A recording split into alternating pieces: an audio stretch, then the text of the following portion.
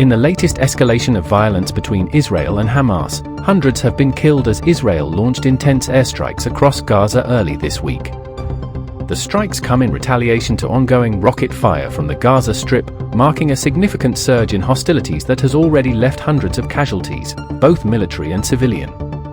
According to local authorities, the airstrikes hit key Hamas targets, including weapon storage sites and military infrastructure.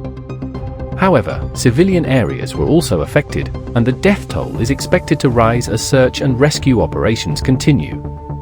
Medical facilities in Gaza have been overwhelmed, with hospitals running low on supplies and staff struggling to cope with the sheer number of wounded.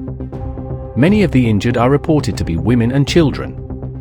As the conflict intensifies, international calls for a ceasefire have mounted.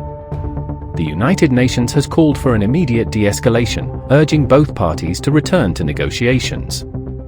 However, despite these calls, both Israel and Hamas appear entrenched in their positions, leaving little hope for a peaceful resolution in the short term.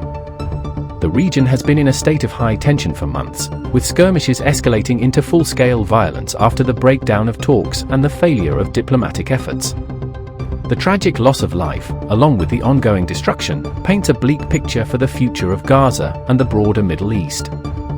As this conflict continues to unfold, both Israelis and Palestinians face an uncertain and painful future. The airstrikes on Gaza are just the latest chapter in a long and devastating history of conflict in the region.